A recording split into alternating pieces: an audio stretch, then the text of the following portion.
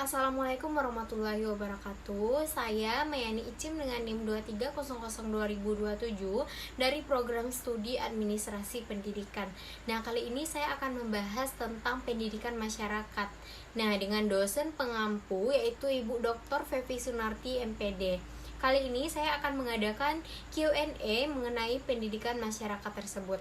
Nah, dalam berdialog ini akan membutuhkan waktu yang cukup lama. Nah, di sini saya juga tidak sendirian, saya ditemani dengan rekan saya. Dipersilakan untuk memperkenalkan dirinya terlebih dahulu. Ya, terima kasih Mayani.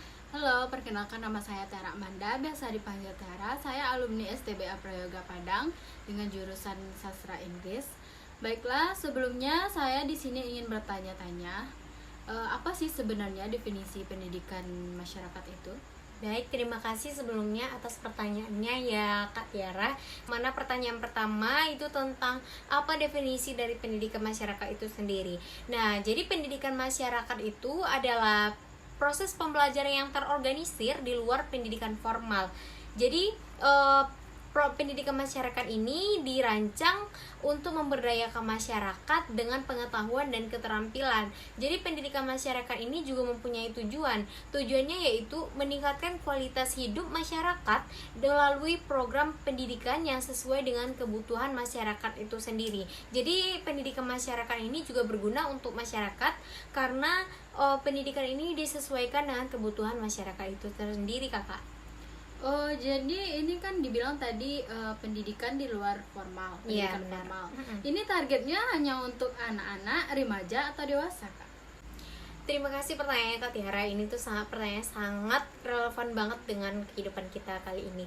Nah, jadi target atau sasaran dari pendidikan masyarakat ini kan yang di luar formal nih ya. Jadi yang mendapatkan pendidikan masyarakat ini tidak hanya anak-anak atau orang dewasa, remaja juga bisa mendapatkan pendidikan masyarakat ini. Karena pendidikan masyarakat ini disesuaikan dengan kebutuhan masyarakat itu sendiri. Nah, contoh konkret dari pendidikan masyarakat itu sendiri, misalnya seperti ini. Ada kantor wali mengadakan program seperti menjahit. Nah, menjahit ini misalnya diajaklah anak-anak atau remaja. Nah, dengan adanya keterampilan ini sangat berguna untuk remaja tersebut atau anak-anak ini.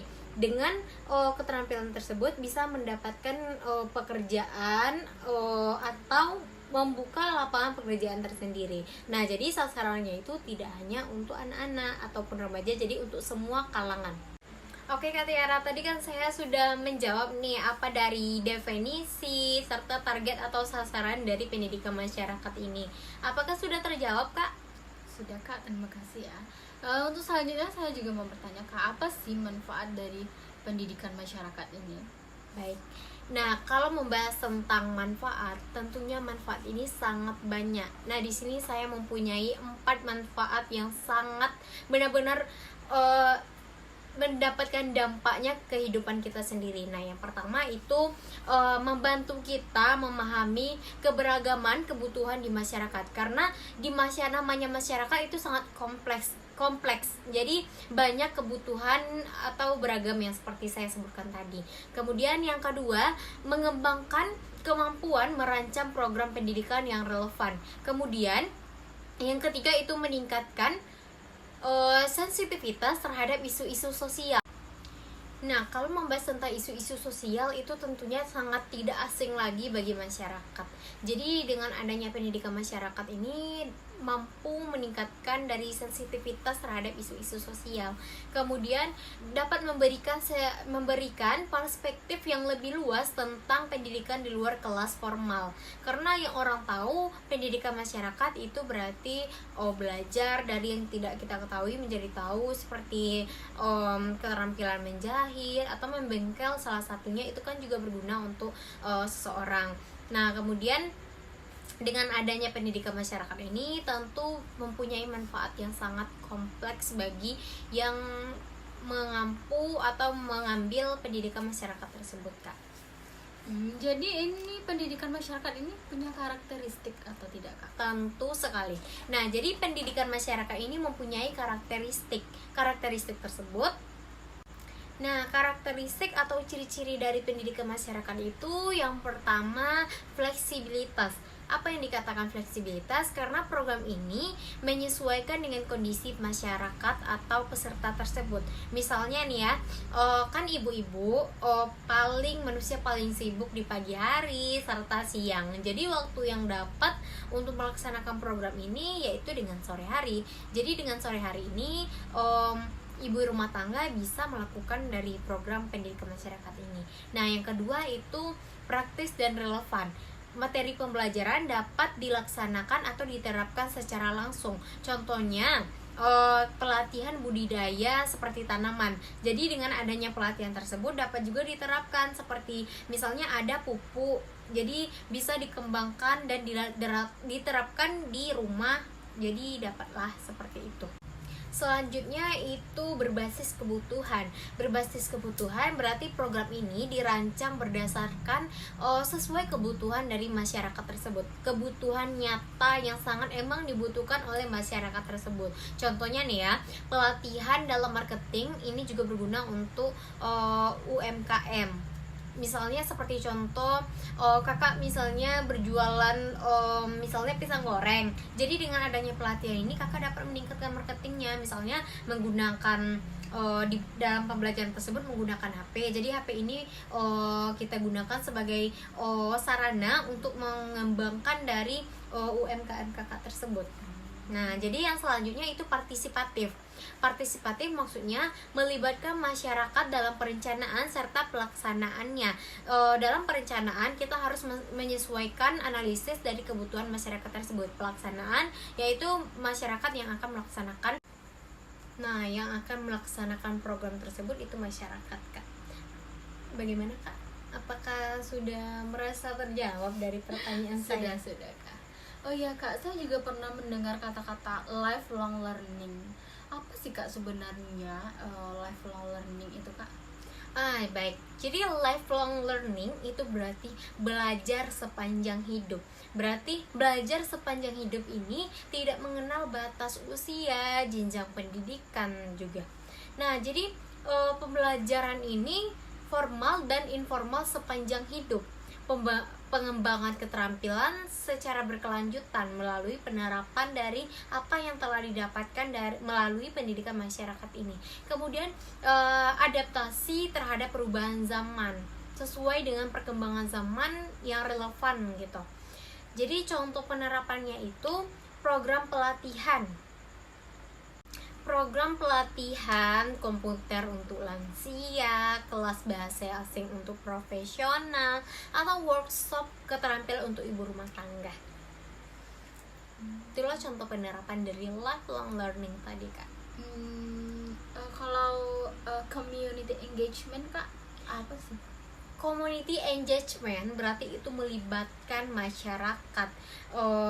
Berarti prinsip ini penting di mana masyarakat terlibat aktif dalam perencanaan program tersebut, karena dalam perencanaan saja sudah melibatkan masyarakat, apalagi dalam pelaksanaan program tersebut. Kemudian ada rasa kepemilikan terhadap program pendidikan. Kemudian kegiatan pembelajaran ini sesuai dengan konteks lokal, contohnya program literasi yang melibatkan relawan lokal atau proyek pemberdayaan potensi desa. Baik, Kak, jadi itulah yang dapat saya jawab, Kak. Gimana, Kak? Kemudian apa sih, Kak, perbedaan pendidikan masyarakat yang non formal dengan informal? Nah, baik, saya akan menjawab. Jadi perbedaan antara pendidikan non formal dan informal tersebut. Nah, jadi pendidikan non formal ini ada persamaannya dengan formal karena sama-sama mempunyai terstruktur dan terorganisir. Karena sudah mempunyai strukturnya dengan jelas. Kemudian ada juga kurikulum tertentu sesuai dengan kebutuhan masyarakat. Tapi tidak semua sih seperti itu, hanya beberapa. Kemudian memiliki pembelajaran yang spesifik, contohnya kursus, pelatihan kejuruan, atau program kesetaraan. Kemudian tadi kakak juga menyebutkan pendidikan informal. Nah, pendidikan informal ini, Kak, juga terjadi secara alamiah. Mengapa dikatakan alamiah? Karena itu tanpa ada unsur terpaksaan atau ada struktur yang akan yang ada suatu struktur yang akan mengatakan ini akan dilakukan untuk kedepannya gitu, karena informal ini terjadi secara alamiah yang dapat kita lakukan melalui seperti dari keluarga, seperti itu. Kemudian pendidikan informal ini kan tidak terstruktur. Kemudian pembelajaran ini dari pengalaman sehari-hari, contohnya pendidikan dalam keluarga, pembelajaran dari media sosial, itu kan pendidikan yang kita dapatkan secara alamiah. Contoh pendidikan informal tersebut Kak, misalnya kita melihat ibu kita menyapu, memasak atau pekerjaan lainnya. Jadi dengan kita melihat itu, kita juga dapat menerapkan seperti itu Kak. Jadi pendidikan informal ini pada dasarnya yang kita dapatkan dalam lingkungan keluarga kita, seperti basic manners yang kita dapatkan dari keluarga kita. Oh iya Kak, tadi kan Kakak juga menyinggung tentang digital ya Kak. Iya benar. Apa sih Kak, bagaimana penerapan pendidikan masyarakat di era digital yang sangat-sangat modern saat ini Kak? Baik, kalau di era digital tentunya pendidikan masyarakat ini telah berkembang melalui apa saja. Nah, yang pertama itu melalui platform pembelajaran online seperti kursus daring untuk UMKM. Kemudian ada juga media sosial edukatif. Ini sudah tidak asing juga bagi kita. Dimana kita berada berarti kita juga memegang HP. Nah, melalui itu media sosial edukatif tadi kan. Jadi sharing pengetahuan melalui Instagram atau YouTube atau juga dengan TikTok juga bisa. Nah, kemudian ada juga aplikasi pembelajaran mobile. Aplikasi pembelajaran mobile ini untuk belajar bahasa atau keterampilan. Kemudian komunikasi belajar virtual atau daring yang tidak asing lagi bagi kita tentunya. Seperti grup diskusi WhatsApp atau Telegram untuk berbagi pengetahuan. Karena di TikTok itu banyak sekali, seperti saya pernah juga melihat ada namanya Vina ini sering mengasih kita edukasi seperti bagaimana sih cara membuat CV yang benar, atau ada lowongan-lowongan kerja yang dia kasih untuk kita semua di platform TikTok tersebut. Kemudian webinar dan workshop online yang berguna untuk peningkatan kapasitas masyarakat. Bagaimana Kak dengan jawaban saya? Berarti kita sekarang nonton TikTok itu sudah sama seperti belajar ya Kak? Iya benar. Ini juga kita kaitkan dengan lifelong learning. Dimanapun kita berada, dimana kita mendapatkan pengetahuan, itu juga merupakan belajar. Seperti konten edukasi yang seperti saya sebutkan sebelum ini.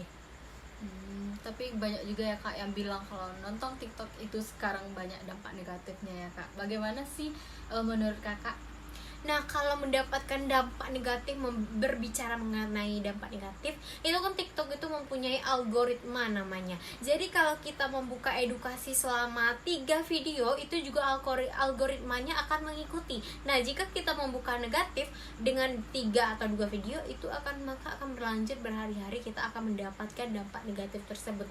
Di sini bagaimana cara kita untuk bersikap positif, hebat dalam menggunakan digital tersebut. Oke Kak, untuk pertanyaan terakhir ya Kak, apa sih pesan dari pentingnya belajar sepanjang hayat itu menurut Kakak? Nah, belajar sepanjang hayat atau lifelong learning itu tidak hanya slogan, tetapi kebutuhan yang terus berubah. Mari kita jadikan setiap kesempatan sebagai momentum untuk belajar dan berkembang.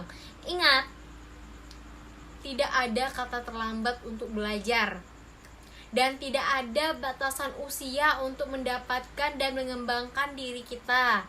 Kemudian dengan terus belajar, kita tidak hanya mengembangkan diri sendiri, tapi juga berkontribusi untuk kemajuan masyarakat melalui pendidikan masyarakat tersebut.